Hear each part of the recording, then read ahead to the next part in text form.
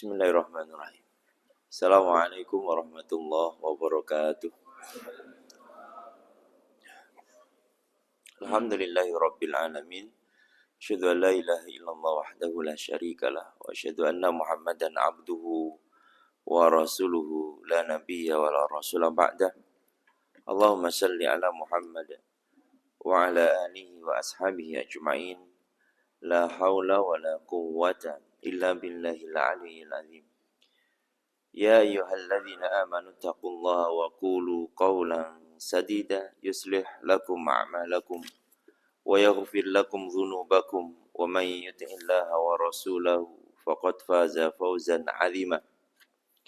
Wa qala Rasulullah sallallahu alaihi wasallam, innama bu'ithu liutammima makarimal akhlaq. Wa qala la tushaddu rihalu illa ila thalathati masajid, Masjidil Haram wa masjidi hadha wa masjidil Aqsa. Sadaqallah wa sadaqa Rasulul Karim walhamdulillahi rabbil alamin. Allahumma inna nas'aluka ilman nafi'a wa rizqan thayyiba wa amalan mutaqabbala. Semoga kita mendapatkan ilmu yang bermanfaat, rizki yang baik, rizki yang halal, rizki yang cukup, wa amalan mutaqabbala, dan semoga kita semua amal solih-solihat kita diterima oleh Allah Azza wa Jalla. Amin ya rabbal alamin. Alhamdulillahi rabbil alamin. Semoga dalam keadaan sehat walafiat sedaya jemaah, nikmat iman, nikmat Islam, wala tamutunna illa wa antum muslimun, dan diberikan kenikmatan bisa menjaga keislaman sampai wafat, sampai tutup usia. Dan semoga kita semua dimudahkan untuk mendapatkan akhir yang terbaik dengan amalan-amalan yang terbiasa kita lakukan. Barang siapa yang punya kebiasaan spesial sama Allah Ta'ala, dan amalan itu sampai dicintai oleh Allah. Wa inqalla, walaupun amalan itu sedikit, tetapi bisa jadi amalan itulah yang membuat Allah ridha ketika kita sakaratul maut juga dalam keadaan yang terbaik. Cuman kalau belum ada amalan yang istiqomah, lah kita harus deg-degan itu ya. Umpama di antara kita yang subuh ini ternyata tidak punya amalan-amalan yang istiqomah. Bayangkan saja dalam satu kepingan lingkaran yang biasa digunakan di pasar malam atau dalam permainan-permainan apa itu namanya ya jenenge. Lah itulah yang melempar apa ini namanya Pak? Paku kecil itu untuk mendapatkan hadiah. Tidak beruntung, gelas, ulangi lagi itu. Nah, bayangkan kalau prosentase kebaikan kita dalam lempengan lingkaran itu cuma sedikit, yang tulisan kebaikannya cuma sedikit dibandingkan 24 jam. Andai kata busur sakaratul maut itu dipanahkan ke kita, ya kemungkinan besar kalau enggak dosa, lahun kan gitu. Kebanyakan amal kita dalam 24 jam itu ada yang dibanggakan kepada Allah, tidak ada yang kita pamerkan khusus untuk Allah, tidak gitu. Ini loh ya Allah, sholat subuh saya. Awake dhewe wae bingung kok sholat subuh niki setelah waladhdallin amin, ini surat apa? Ini surat murojaahnya kiai kita, imam kita. Ikut nikmati. Dan kadangkala kita tidak menikmati apa yang kita anggap amalan terbaik yang ditunggu oleh Allah Subhanahu wa taala kelak. Jika amalan ini baik, maka amalan yang lain ikut baik. Ada salah satu santri pesantren orang tua yang insya Allah nanti pagi ini akan dimakamkan. Beliau meninggal kemarin.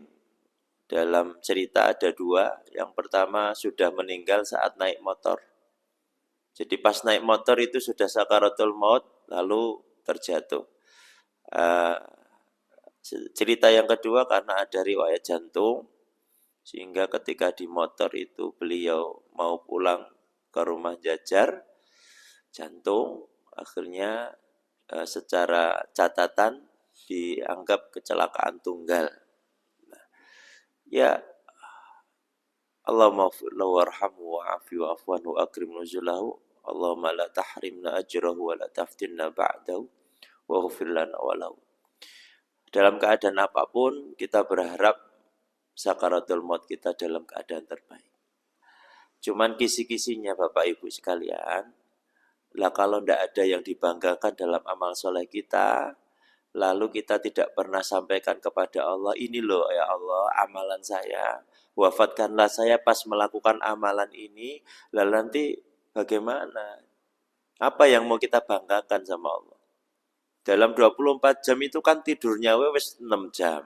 Itu yang tidur malam, belum yang tidur siang. Wes tidur dok loh, ini baru tidur, belum sing ngobrol, belum sing majelis rasan-rasan, belum sing lahun, belum yang hobi, belum yang badminton, futsal, kongko-kongko di wedangan, belum yang tawaf sa'i di mall. Mana waktu 24 jam itu mana yang membuat Allah bangga sama kita? Ahabbul a'mal, amalan yang sampai dicintai Allah ilallahi ta'ala. Lah itu yang mana yang mau kita sampaikan sama Allah? Kalau sudah ada baru dikaitkan dan ditautkan dengan husnul khotimah. Baru ditaitkan. Ya Allah ini loh kajian kulo yang rutin ya Allah. Mbok ya pas hati saya seperti ini ya muqallibal qulub. Wahai zat yang maha membolak-balikkan hati, sabbit qalbi, sabbit qulubana ala dinik. Lah yang mbok pas ngeten niki ya Allah, wafatkanlah saya. Oh penak toh Pak Dik, Pak Budi itu. Pas ngaji ngeten senden ya. Terus wafat, wah ya kurang nopo ibu-ibu yang di atas.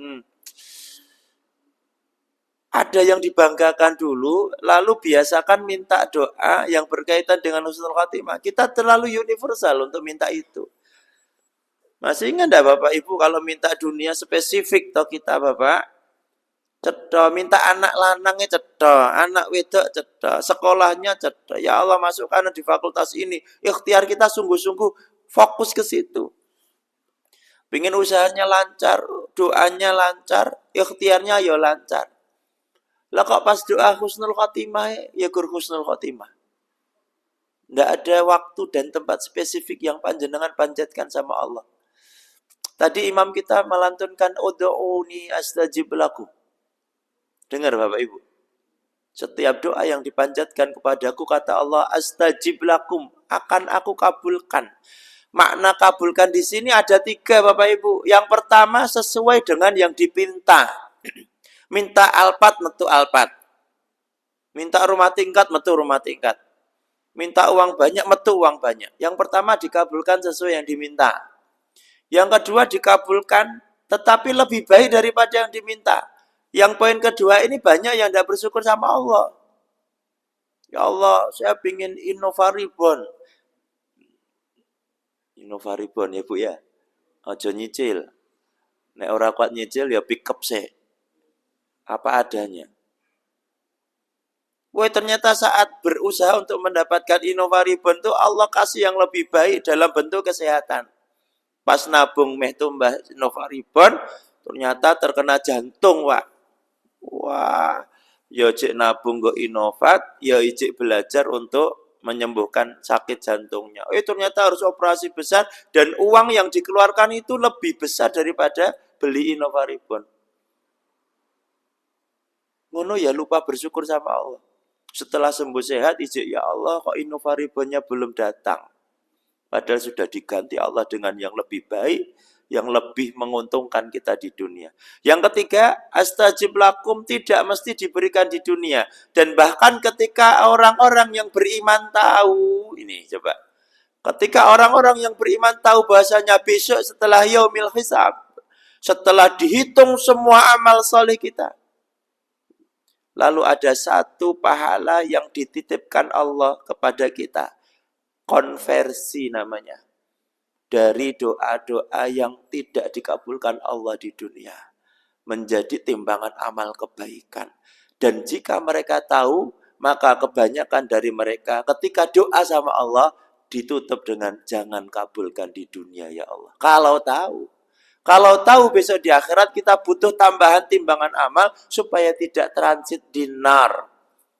supaya tidak dimasukkan ke neraka dulu. Kalau tahu, maka setiap doa yang kita panjatkan di dunia akan kita tutup dengan jangan kabulkan di dunia ya Allah.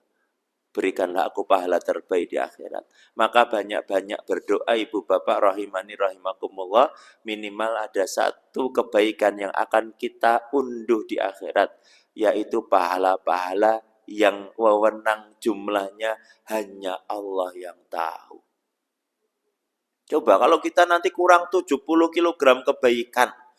Ya ternyata kita rutin doa di dunia tentang kesehatan, tentang mendoakan orang lain. Kalau melihat orang lain, kita doakan, ya Allah, mau ketemu di sholat subuh, rupanya koncoku elek banget ya, nek opo ya Allah. Nek masalah opo, mudahkanlah ya Allah. Itu kan doa yang luar biasa loh. Jarang. Muslim dengan muslim itu kayak gitu. Wes urusanmu, penting orang jilidet aku. Ketika ada doa, doa dalam keheningan. Silent project namanya. Doa yang orang lain tidak tahu bahasanya dia sedang kita doakan. Timbangannya luar biasa itu. Dan Allah kasih nanti di akhirat. Astajib lakum. Jangan udil berdoa ibu bapak. Wong yo ora butuh modal yo angel mendonga. Setiap saat, wah ya Allah, angel banget coba. Pakai bahasa Indonesia aja yo bisa kok. Tidak perlu nunggu pakai bahasa Arab. Jenengan dan kula nek pingin napa kalau wingi nmax itu kan. Apa ya golek bahasa Arab nmax lancar ya apa ya. Ndak ya langsung minta sama Allah nmax. Bapak Ibu rahimani rahimakumullah, mukadimahnya itu mungkin kita semua dimudahkan dan ternyata sewaktu-waktu seperti yang kula ceritakan tadi, sakaratul maut bisa menghampiri kita sewaktu-waktu. Usia beliau belum genap 60. Masih 6 tahun. Masih muda. Itu masa-masa Nabi di Madinah masih memimpin luar biasa. Ya, Masya Allah. Lah iki sing suwidaan ngeten iki meh apa ya coba Pak. Wong sing 56 wis itu. Sing swidak 2 tahun kan ya deg-degan banget to Pak. Sing bar pensiun niku kan kudune was-was banget itu. Bismillah. Mari kita lanjutkan materi sirah Nabi Sallallahu Alaihi Wasallam yang kemarin kita membahas satu nama Khadijah, bukan yang masalah pernikahan lagi ya. Pernikahan bapak-bapak seneng banget ya. Bagaimana seorang Khadijah itu betul-betul menjadi obat bagi Nabi Muhammad Sallallahu Alaihi Wasallam. Dan cintanya itu levelnya kubro, tidak ada yang bisa menggantikan lagi. Khadijatul kubro. Nah, ini bapak-bapak di sini sama istrinya gitu ndak ya? Ya, kubro. Wes, nek wong wedok muayu ning jaba ki mah, masyaallah ra kanggo. Karena di rumahnya ada yang menanti. Nah, cerita yang akan kita ambil dari kisah pada pagi hari ini tentang kehebatan Khadijah sebelum wafatnya beliau. Di puncak-puncaknya Nabi Shallallahu Alaihi Wasallam, kalau mulhusninya itu kan tahun kesedihannya di tahun ke-10 kenabian. Ahlan wa sahlan bi hudurikum dari Muslim Biker Subuhan Sukoharjo ini ya. Sampai ke Masjid Al-Azhar. Yang penting mboten ngentek-ngentek ke sarapan insyaallah nggih. Takmir yang ngurusi sarapan yang ada tamu dari mas-mas muda dan setengah tua Biker Subuhan yang enggak mesti ya, setiap ahad dari Sukoharjo naik motor bikers itu ke masjid-masjid sowan silaturahim dan memakmurkan masjid. Ya semoga Biker Subuhan istiqomah untuk dakwah yang spesial. Dakwah di subuh itu luar biasa sekali. Minimal mendatangi masjid yang softnya 1,5 mepet. 1,5 mepet. Isinya cuma isinya penggerak husnul khotimah ya. Sing pemuda-pemudanya sudah siap-siap CFD-nan itu jenengan datangi. Nggawa armada yang banyak biar sekali-kali masjid-masjid itu rada kathah jamaah. Yes, mugi lancar semua hajatnya dalam kebaikan dan bisa menginspirasi saudara-saudara kita yang lain untuk gebrakan dakwah subuhnya. Ketika Nabi Shallallahu Alaihi tahun ke-10 tahun ke-10 kenabian. Itu termasuk meninggalnya paman Abu Thalib juga di tahun yang sama.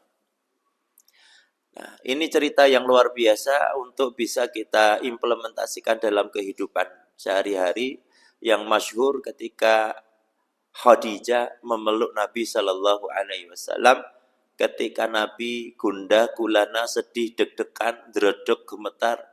Kalau yang sudah pernah ke Gua Hira yang versi sebelum dipugar, versi jalan setapak yang ada pegangan-pegangan lewat perkampungan kota Mekah itu, lah itulah bisa dibayangkan Nabi naik dan turun di situ ketika datang malaikat Jibril memberikan perintah Iqra ya Muhammad.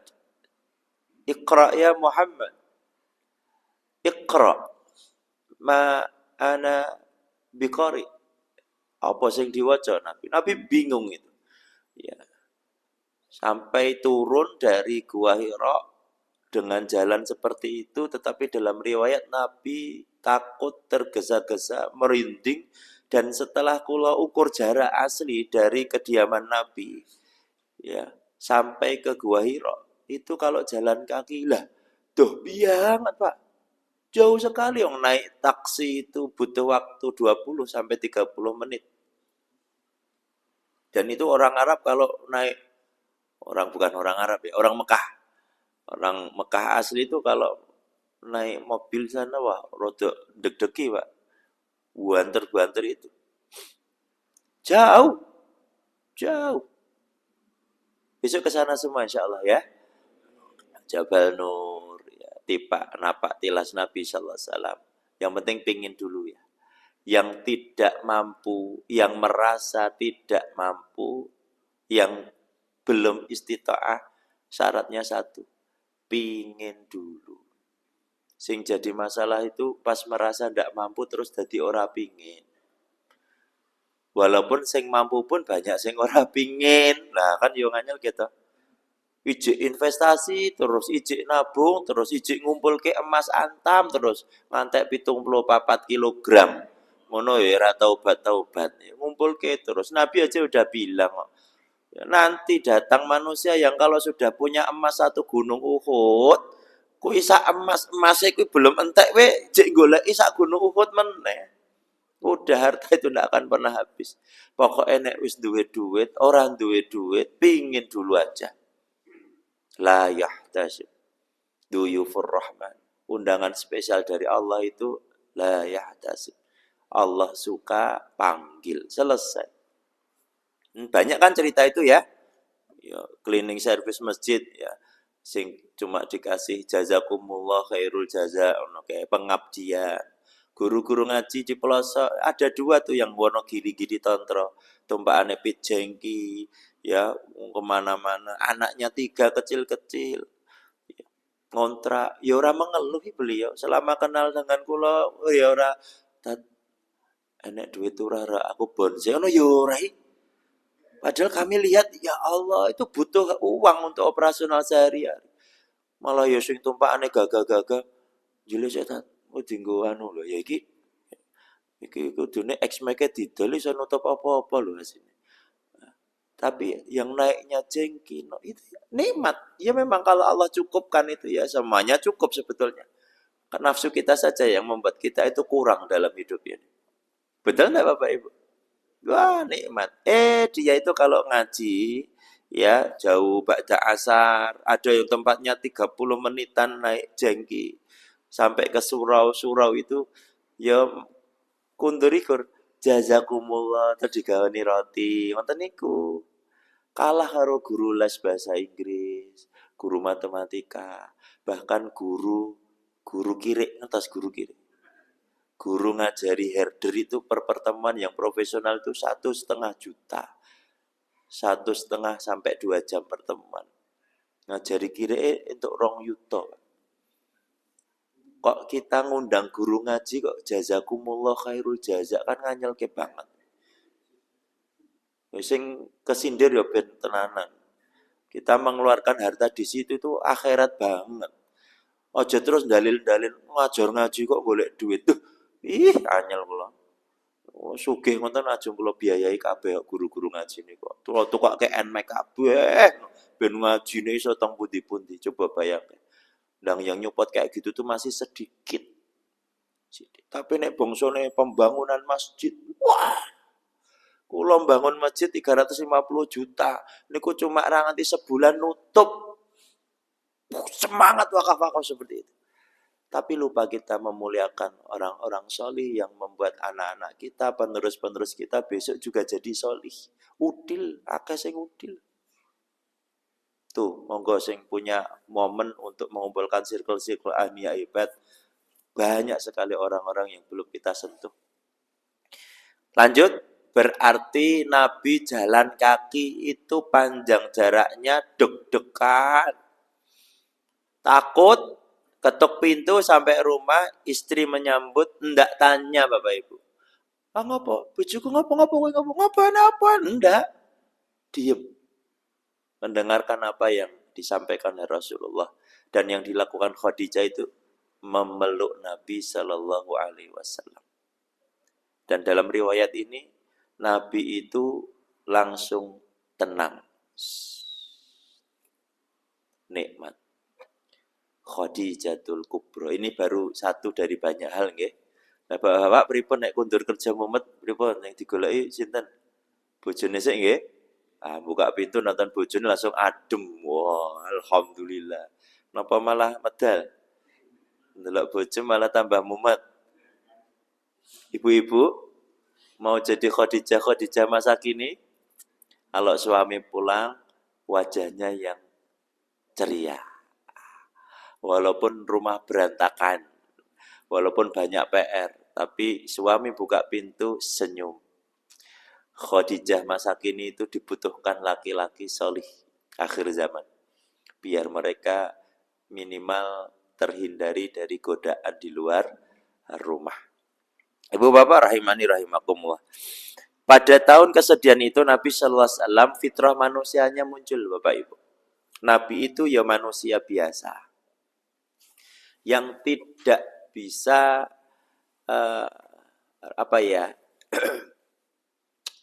Nabi itu ya berdarah gitu loh. Bukan manusia super. Yang super itu rasul, kerasulannya, kenabiannya. Tetapi fisiknya Nabi itu ya manusia biasa. Yang dijaga secara langsung oleh Allah supaya tidak terkena hal-hal yang tidak baik. Tetapi fitrahnya Nabi ya manusia. Jadi ketika perang berdarah, enggak sing model kebal, ditembak mentul ngono ndak. Ndak, maka ndak perlu jenengan nitip ke anak-anak ikut perkumpulan bela diri yang membuat kebal-kebal, ndak perlu ngetekke waktu. Banyak ilmu-ilmu yang bermanfaat lainnya selain kebal. Ya kecuali memang dititipkan ke persatuan bela diri itu karena pekerjaannya jadi titisan-titisan TNI pas perang itu monggo. Ayo Melayu tembaki gitulah. Monggo. Atau yang memang mau bekerja ngepeli tembok kaca hotel-hotel tinggi tanpa pengaman tiba ramati ya monggo. Wow, cari ilmu kekebalan tubuh meh ngopo. Wong Zulaikha dan kawan-kawannya saja menikmati teririsnya jari mereka karena Nabi Yusuf lewat aja ya berdarah-darah kok gitu. Ya sudah, fitrah kita ya. Wong Nabi ya seperti itu. Sampai diuji oleh Allah, kalau dalam ayatnya anfusi, diambil orang-orang yang kita cintai di sekitar kita. Dan Nabi mendapatkan itu ketika pamannya Abu Talib dan Khadijah binti Khuwailid sedo. Sedih, gundah gulana, nangis Nabi itu.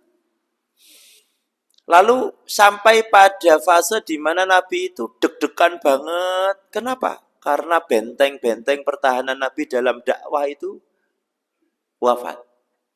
Siapa yang mau mengusik Nabi ketika masih ada pamannya Abu Talib? Selama masih ada Khadijah, kekuatan Khadijah dari keluarga terhormat di orang-orang Quraisy itu tinggi sekali.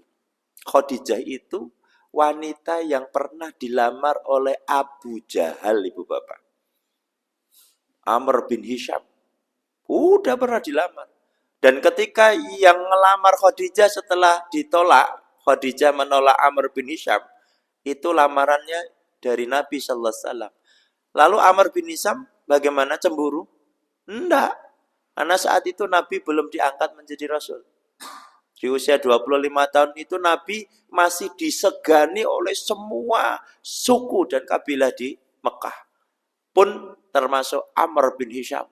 Oh, lah kalau yang ngelamar Khadijah Muhammad mah ikhlas kita mah gitu. Semuanya segan. Memang Nabi itu luar biasa di umur itu. Digelari Al-Amin itu udah luar biasa. Bahkan menjadi pemuda pertama kali dalam sejarah Mekah yang dimintai untuk memutuskan sesuatu permasalahan yang pantas seharusnya hanya orang-orang sesepuh di situ. Seperti ketika permasalahan Hajar Aswad yang menggelinding jauh dari tempatnya di saat renovasi Ka'bah setelah terjadi banjir bandang. Itu kan semua kabilah dan suku rebutan itu. Sampai Nabi Muhammad muda dimintai solusi dan mereka taat semua. Makanya ketika Nabi meminang Khadijah, cerita kita yang dulu, semuanya berbahagia. Dan cerita Amr bin Hisham atau Abu Jahal termasuk cerita dalam kehidupan Nabi yang cukup banyak muncul. Nanti setelah ini ada Amr bin Hisham lagi, Abu Jahal. Memprovokasi Bani Saqif, suku yang ternama yang ada di kota Taif. Ketika Nabi sedih ini juga. Jadi dalam fitrahnya beliau sedih, cari solusi. Aku tak dolan ke Taif ya Allah. Mau dibawa kemana risalah tauhid ini? Loh, itu kan ada sedikit kalimat-kalimat sedihnya Nabi yang dicurhatkan kepada Allah Ta'ala. Ya wis, sebagai fitrah manusia, panjenengan dan Nabi, kita dan Nabi sama. Sebelum Allah berikan solusi di setiap masalah hidup kita, kita masih diperkenankan oleh Allah untuk ikhtiar dengan cara kita. Innallaha la yughayyiru ma biqaumin. Kita masih diperoleh. Nabi pun juga begitu. Feeling beliau langsung, saya tak nyoba ke Taif. Menjadi salah satu kampung halamannya Ibunda Nabi sallallahu alaihi wasallam. Di saat sedih-sedihnya itu. Ya, tetapi qadarullah Amr bin Hisham, Abu Jahal ku yang nganyelke, ngebut sik ning Taif, menghasut orang-orang di sana, dan ketika Nabi sudah sampai ke Taif malah dimusuhi tanpa ada tabayun. Pokoknya iki nganyelke, mesti ngomongin dia, wah bener, dilempari batu, tambah sedih tuh Nabi. Tambah sakit tuh hati Nabi itu dari Taif. Dalam kesedihan yang luar biasa itu Jibril menawarkan sesuatu. Ya Rasulullah, apakah perlu aku perintahkan malaikat-malaikat penjaga gunung-gunung di Taif itu untuk mengangkat gunung mereka dan meluluh-letakkan seperti umat-umat sebelumnya? Tuh, hebatnya Nabi dari kemuliaan Rasul, bukan dari fitrahnya fisik manusia Nabi. Nabi menjawab, tidak. Keren loh itu. Awake dhewe lagi diecewe wis wegah metu. Wah, dikritik majelis taklime, ya wis tak bubarke majelis taklim. Baker Subuhan dikritik masalah bakernya Guru Sukoharjo tok wis pecah langsung. Males aku ngurusi. Tidak. Nabi sampai segitunya, ojo Jibril, sapa ngerti anak turune sok ben jadi pejuang-pejuang Islam. Sedih balik ke Mekah. Muncul satu kejadian yang luar biasa yang tidak bisa kita buktikan secara ilmiah. Walaupun nanti sebelum kiamat pasti Allah akan buktikan semua kebenaran Quran. La raiba fi hudal lil muttaqin. Muttaqin yang disebut Allah pertama ghaib. Yang membuat panjenengan dan kula harus yakin ora gur biasa, iman betul tentang ghaib. Alladzina yu'minuna bil ghaib, yang disebut Allah pertama kali di surah awal setelah Al-Fatihah, ciri-ciri orang yang takwa yang tidak boleh meragukan Al-Qur'an sedikit pun, Yang pertama, mereka percaya kepada perkara gaib. Dan Nabi SAW dalam peristiwa untuk menyembuhkan sakitnya hatinya Nabi, ada peristiwa Subhanalladzi asra bi'abdihi laylam minal masjidil haram ilal masjidil aqsa alladzi barakna haulahu linuriyahu min ayatina, dan seterusnya. Dalam peristiwa itu tidak semata-mata perintah sholat 5 waktu, Bapak Ibu. Nah, dari sisi kenabian muncul perintah yang sekarang kita lakukan. Subuh, duhur, asar, maghrib, isya. Sebelumnya sudah ada sholat. Bahkan sholat terbaiknya Nabi sholat lail. Sebelumnya malah sifatnya wajib tuh, sholat malam tuh.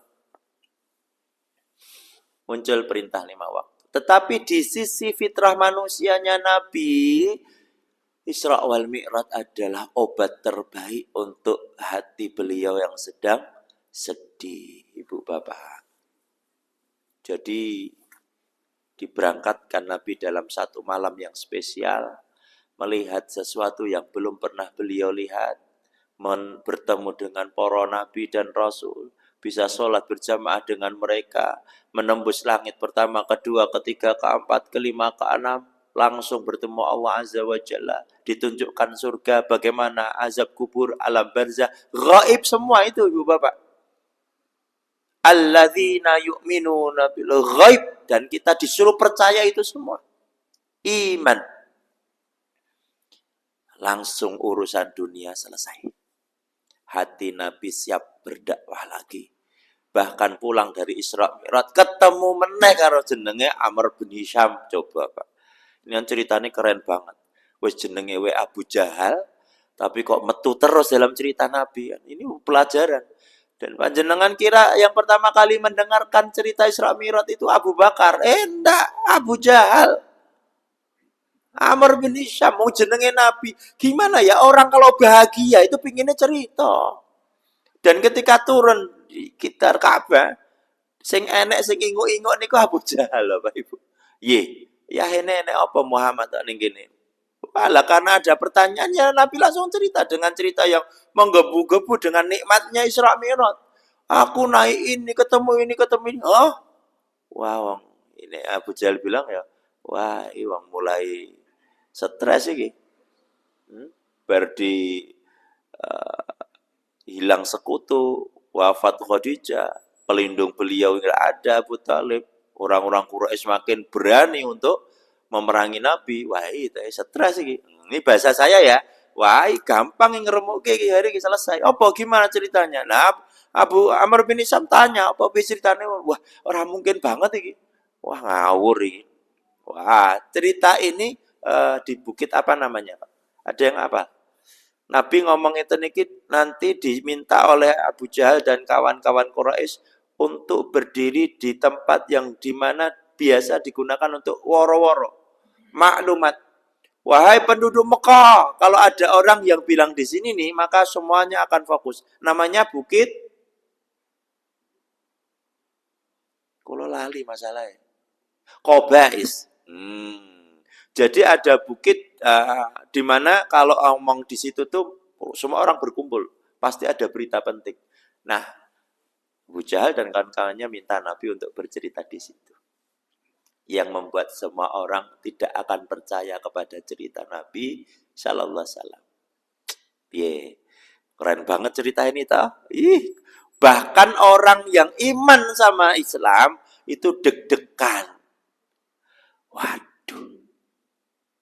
Umpomo Pak Bu, panjenengan yang sudah sholat kayak gini, yang sejak lahir Islam, umpomo loh ya, level keimanan saat itu tuh diuji sampai seperti ini.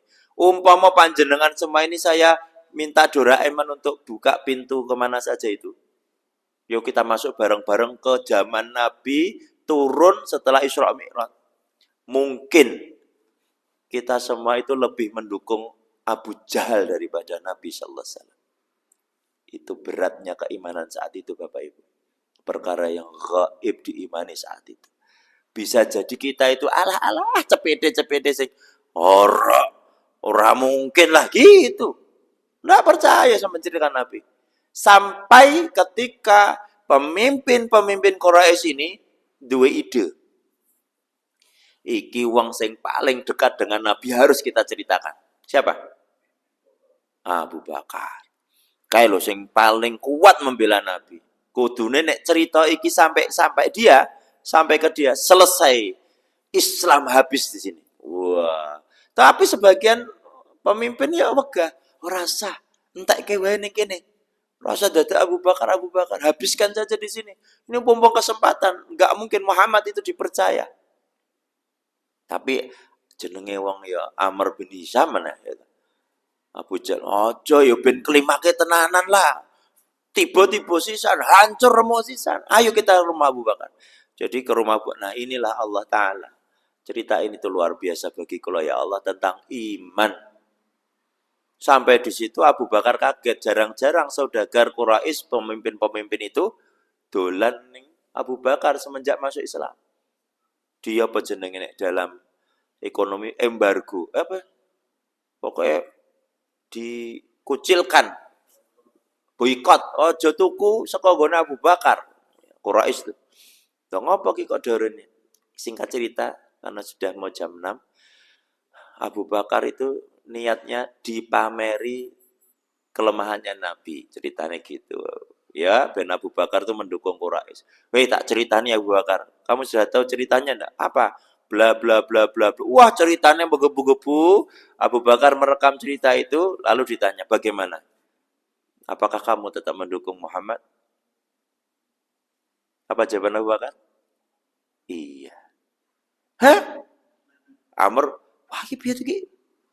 Wes sing lihat, saya serasa digagas Abu Bakar. Ndang balik lagi, kita proklamirkan, habiskan Muhammad di situ.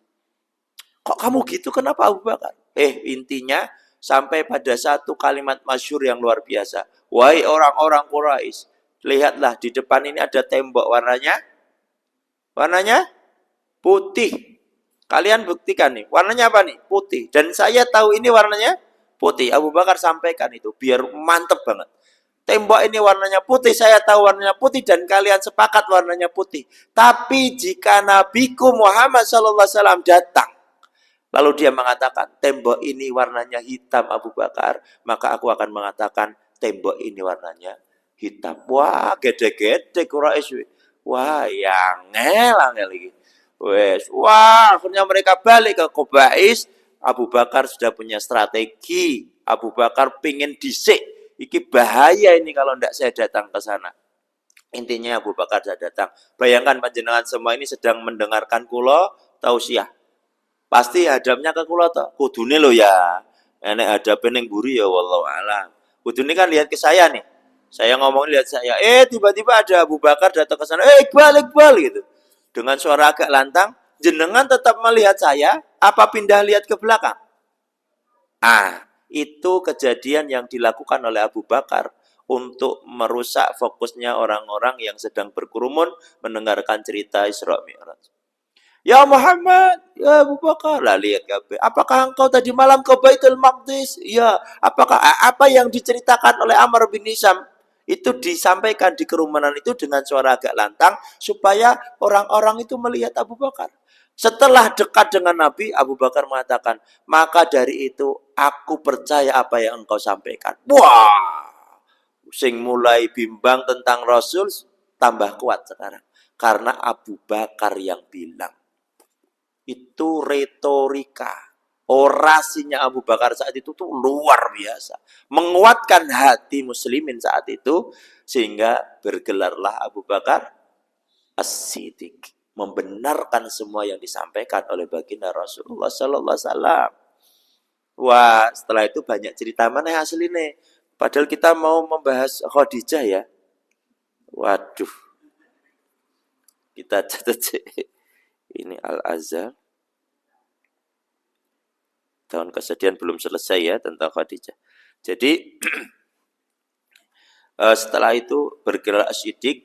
Nanti ada cerita-cerita lain Masih ada 2 cerita hebat di situ tentang Abu Bakar memberikan sayembara kepada Nabi dan pemimpin-pemimpin Quraisy untuk membuktikan apa yang dilihat Nabi sesuai dengan mereka. Karena saudagar-saudagar Mekah itu rutin ke Syam. Dan mereka tahu perjalanan itu apa, pasirnya di mana, gundukannya berapa, pilar-pilarnya di Baitul Maqdis itu bagaimana, orang-orang Quraisy itu tahu. Maka Nabi disuruh cerita dan mereka mengiyakan. Dan semua pertanyaan dibenarkan oleh pemimpin Quraisy. Wah, kok ya benar kabeh. Yang kedua nanti pembuktian Nabi melihat kafilah dagang. Yang nanti 3-4 hari ke depan baru sampai ke Mekah. Dan Nabi sudah menceritakan apa yang beliau lihat dari atas.